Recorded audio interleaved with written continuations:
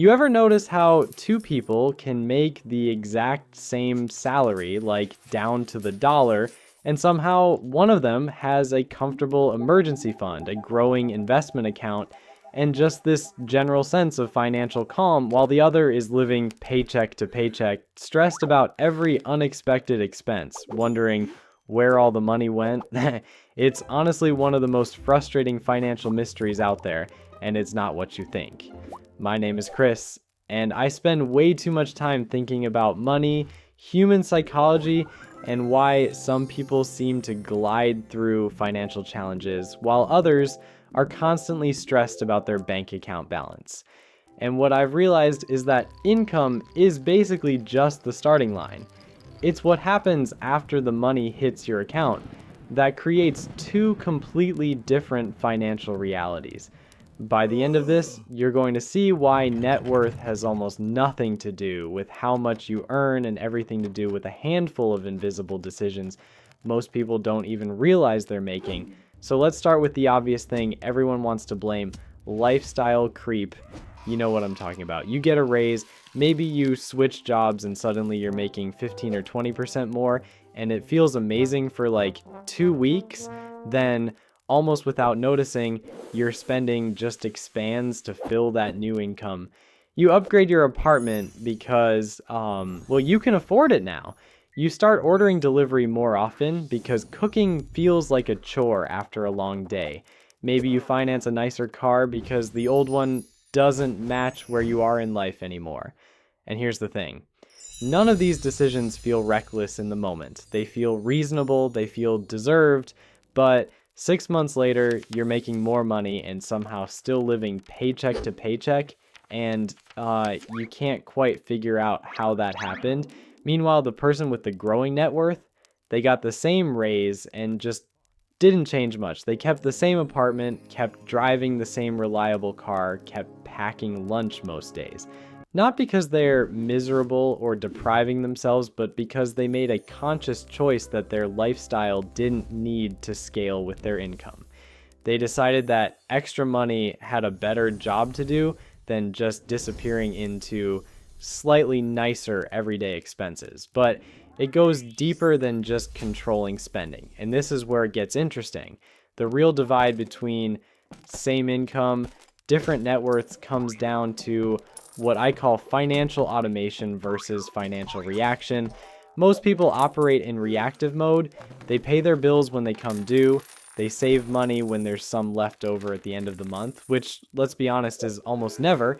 And they invest if they happen to think about it or if someone reminds them. It's this constant game of financial whack-a-mole where they're just responding to whatever's in front of them. But the people building wealth, they flipped the script entirely. They automated the important stuff first. Before they ever see their paycheck, money is already flowing to their savings account, their investment accounts, their retirement fund.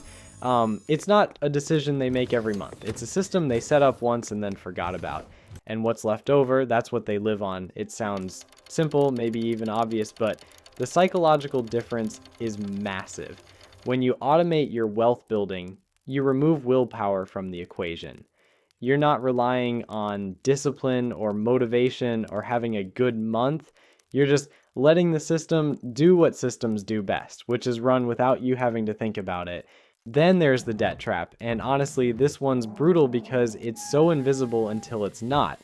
Two people making the same income, but one of them is carrying credit card debt at 18% interest, maybe a car loan at 7%, perhaps some old personal loans they've been chipping away at for years. The other person, debt-free, or at least only carrying low-interest debt like a reasonable mortgage. And here's what people don't realize. Debt isn't just a monthly payment.